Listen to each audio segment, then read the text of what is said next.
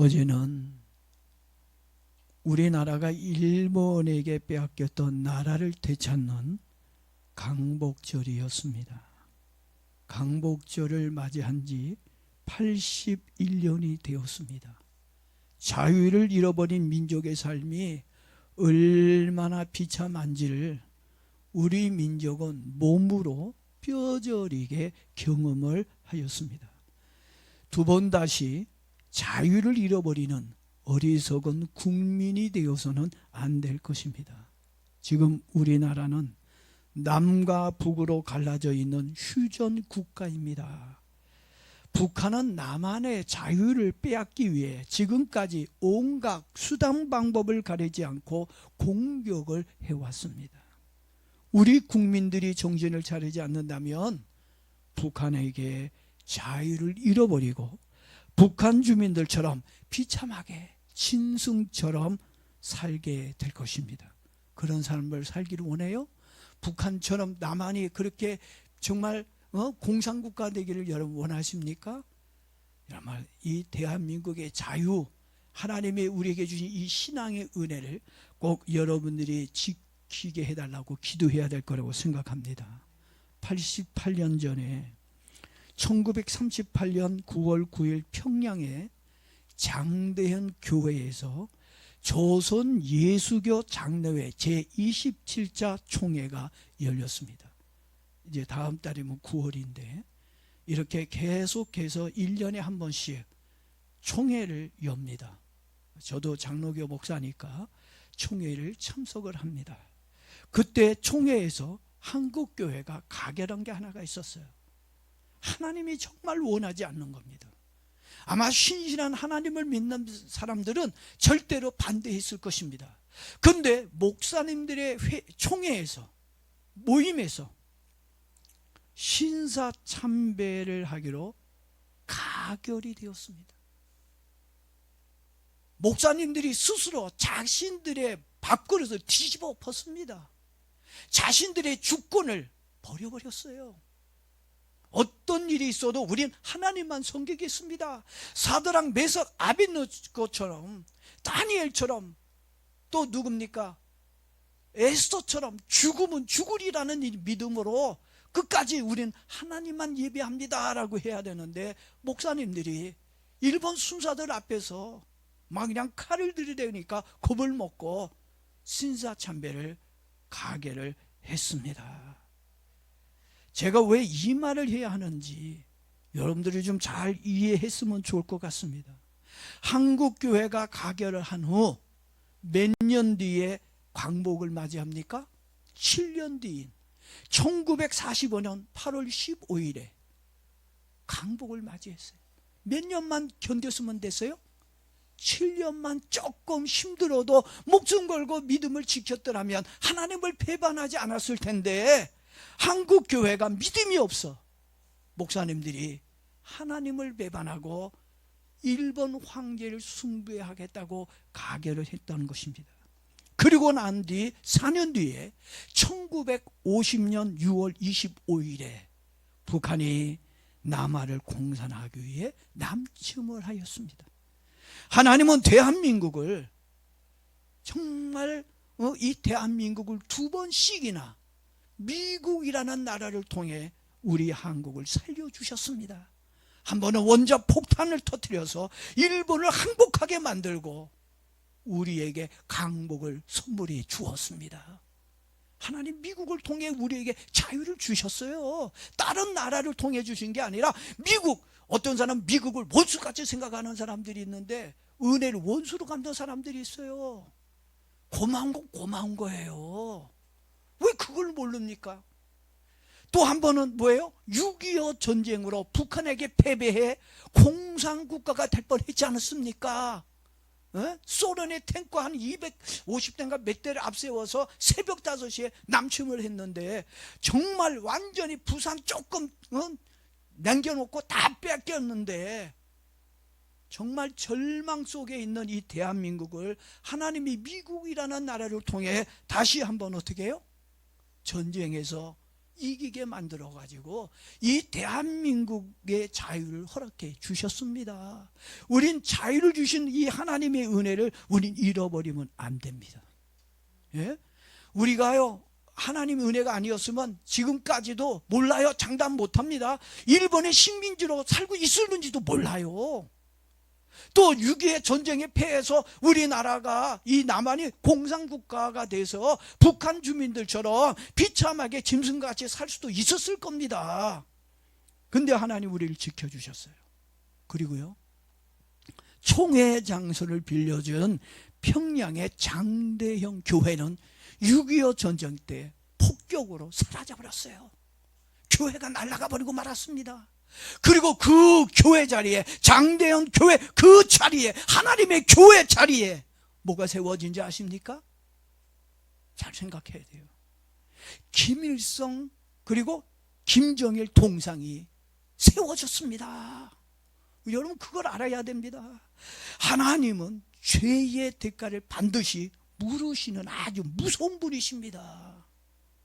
우린 그걸 알고 신앙생활을 해야 됩니다.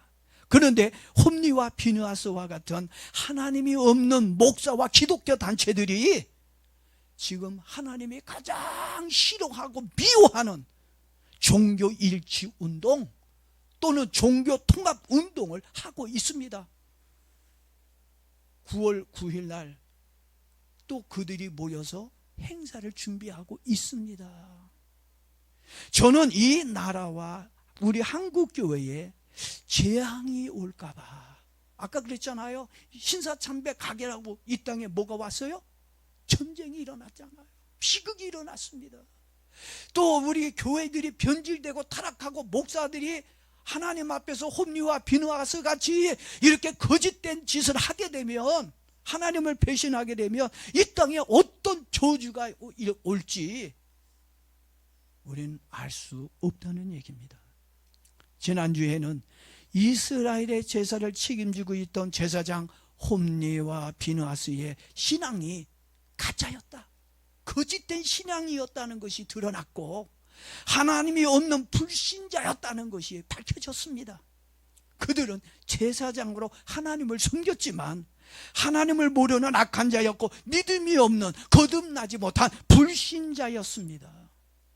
저는 종교통합운동을 하는 교회와 목사를 하나님이 없는 홈리와 비느하스로 동일하게 봅니다. 지금 그런 교회, 그런 목사들이, 그런 교인들이 많이 있다는 얘기입니다. 한마디로 말해 구원받지 못한 거짓된 목사들입니다. 어떻게 하나님을 믿지 않는 사람이 목사가 되어 예배를 인도할 수 있을까요? 성경은 뭐라고 얘기하는지 아십니까? 거짓 목사를 조심해. 거짓 선지자가 나왔으니까 거짓 선지자 조심해. 거짓의 영을 조심하라고 성경은 구약부터 신약의 성경에 이르기까지 우리에게 경고해 주고 있습니다. 여러분, 학교 선생님이 교사 자격증도 없이 학부형을 속이고 학생들에게 공부를 가르쳤다면, 아마 나중에 가짜라는 게 드러났다면 이 사회와 학부형들이 어떻게 해요?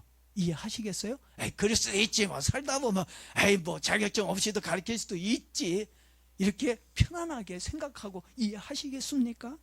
아마 난리가 날 거예요. 규탄을 하고 성명서를 발표하고 신상을 털고 아마 엄청나게 문제가 크게 일어나게 되어졌을 거예요.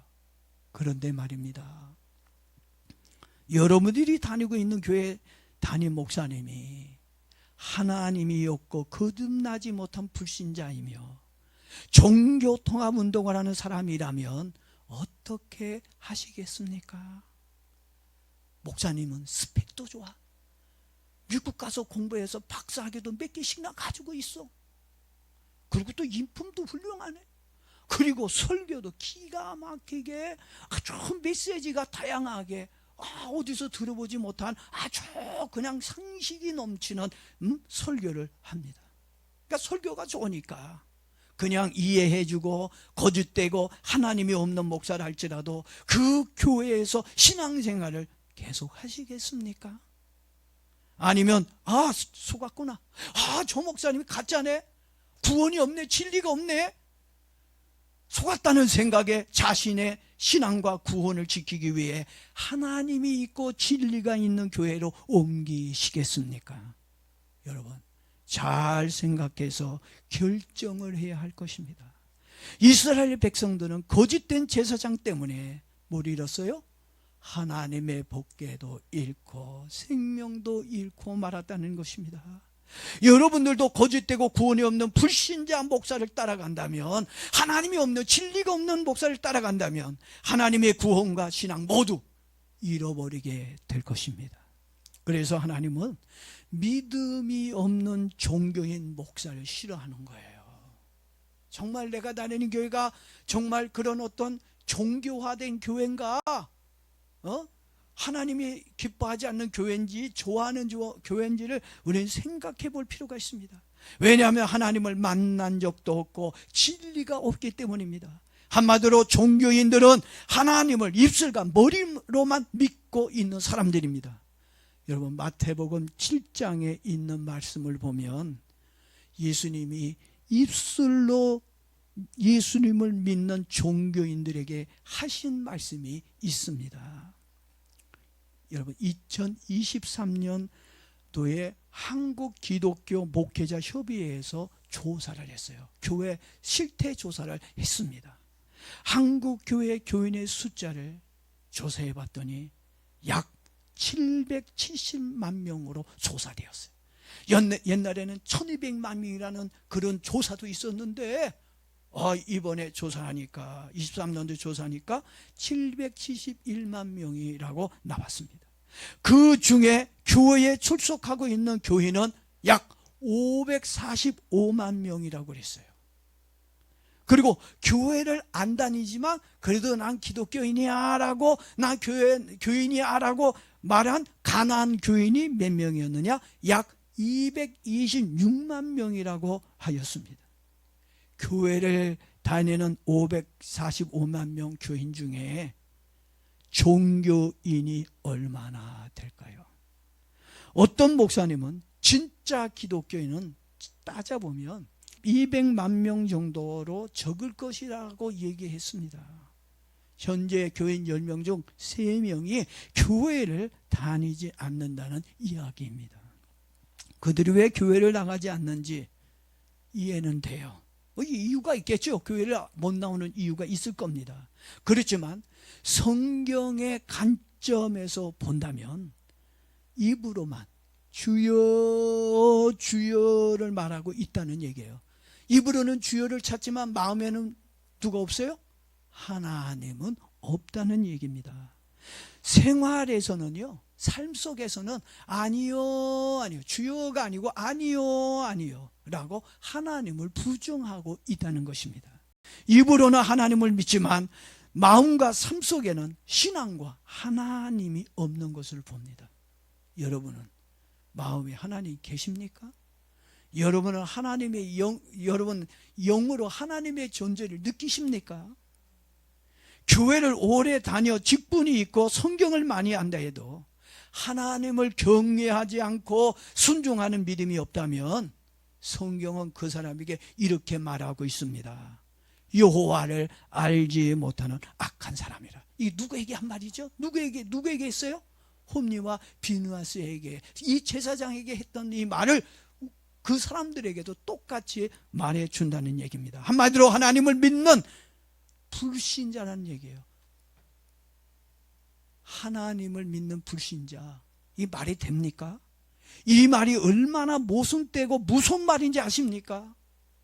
이방인의 사도로 복음을 전했던 사도 바울은 다른 사람에게 복음을 전하고도 자신은 버림을 받을까 봐 두렵고 떨었다라고 얘기해 주고 있습니다. 그래서 바울은 철저하게 회개하며 경건한 믿음으로 살았습니다. 고린도전서 9장 27절 말씀입니다. 내가 내 몸을 쳐 복종하게 하면 내가 남에게 전파한 후에 자신은 도리어 버림을 당할까 두려워함이라고 말하고 있습니다. 이런 두려움이 있어요? 여러분에게는? 없잖아. 예? 교회 주일날 못 와도 뻔뻔스럽게 이유를 대잖아요. 이래서 못 왔다, 이래서 못한다.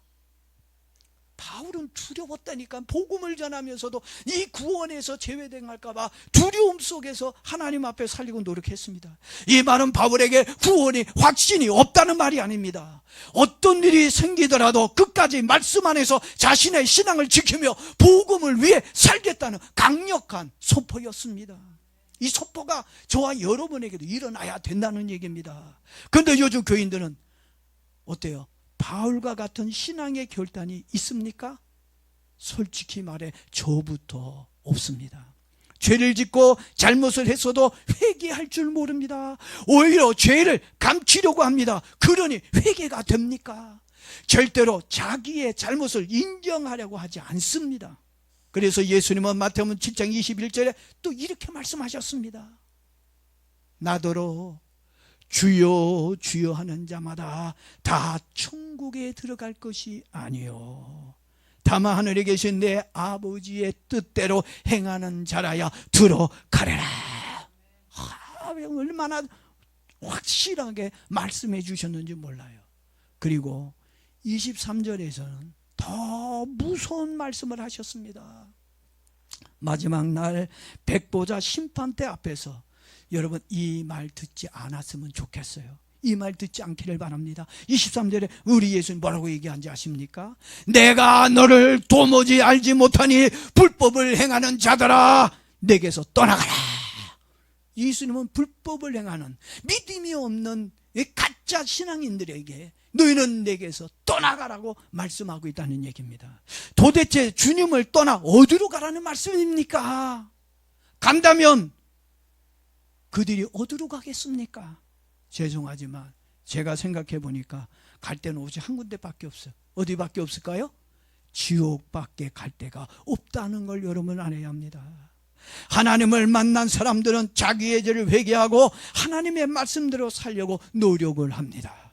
여러분, 하나님을 안다고 하는 것은 머리로 아는 것을 말하고 있는 게 아니에요. 대한민국 5,500만 명 중에 하나님을 모르는 사람이 있어요? 매일같이 텔레비전에서 대한 사람 대안으로 이러면서 뭐예요? 하나님이 보아서 맨날 애국가에서 하루에 몇 번씩 나옵니까? 네? 모든 사람들 머리로 하나님을 압니다. 지금 하나님을 안다고 하는 것은 머리로 아는 것을 말하는 것이 아닙니다. 영적 체험과 삶으로 아는 것을 의미하는 겁니다. 머리와 입으로 믿는 사람은 귀신처럼 하나님을 믿는 사람들입니다. 귀신은 우리들보다 예수님을 더 많이 압니다. 그런데도 예수님은 귀신을 칭찬한 적이 없습니다. 오히려 예수님은 귀신에게 뭐라고 얘기했어요? 엄하게 꾸짖고 저주까지 하셨습니다. 왜 그랬을까요? 하나님은 말과 지식으로 아는 것을 좋아하지 않기 때문입니다. 마음과 영으로 믿는 것을 좋아합니다. 마음으로 믿어야 그게 진짜 신앙이기 때문입니다. 그리고 교회의 직분이 하나님을 아는 증거가 아니에요. 목사님이니까 하나님을 알겠지? 장로고 권사니까 하나님을 알겠지? 하나님을 모른다 그러잖아요. 제사장도. 예? 직분이 하나님을 아는 증거가 아닙니다. 하나님을 경외하고 순종하는 삶이 하나님을 아는 증거가 되는 줄로 믿습니다. 안타깝게도 엘리의 두 아들은 제사장이었지만 하나님을 머리로만 알았지 영으로는 몰랐습니다. 그렇지만 어린 사무엘은 영으로 하나님을 아는 사람이었습니다. 여러분은 지식으로 하나님을 아는 것이 아니라 하나님을 영으로 마음으로 아는 사람이 되길 축복합니다. 사무엘상 4장을 보면 이스라엘과 블레셋과의 숨막히는 전쟁이 나옵니다. 이 싸움에서 이스라엘 사람들이 몇 명이 죽냐면 약 4천 명이 죽습니다. 그때 이스라엘 장로들과 백성들은 자신들의 신앙과 삶에 어떤 문제가 있었는지 돌아보고 회개하기보다는 이런 생각을 가지고 있었어요. 3절을 보니까 그들은 뭐라고 얘기합니까? 법궤만 가져왔더라면, 법궤가 있었더라면 하나님이 우리를 이기게 해주셨을 텐데 우리가 패한 원인이 어디에 있어요? 법궤가 없어서 졌다라고 그렇게 그들은 생각을 했어요. 진짜인가요? 법궤가 없어서 진 건가요? 우리가 인생을 살다가 질병에 걸리고 사고도 나고 문제를 만나는데 하나님이 안 계셔서 그런 건가요? 그래서 여러분에게 가난이 온가요? 문제가 생긴 건가요? 법궤만 있으면 되는 건가요? 그들은 패배의 원인이 무엇인지를 정확하게 알지를 못해요. 이게 비극입니다. 이게 불쌍한 거예요. 예? 자신들의 죄와 불신앙이 패배의 원인이었다는 것을 몰랐습니다. 우리에게 고통이 오는 거 왜 오는지, 왜 내 인생에 이렇게 어렵고 힘든 일이 있는지 그 이유가 무엇인지를 발견해야 되는데 그걸 모르고 있다는 얘기에 원인을 다른 곳에서 찾고 있다는 얘기입니다. 단순히 하나님의 법궤가 없어 졌다고만 그들은 생각하였습니다. 이 세상의 사람들은요, 운이 없어졌다 그렇게 생각합니다.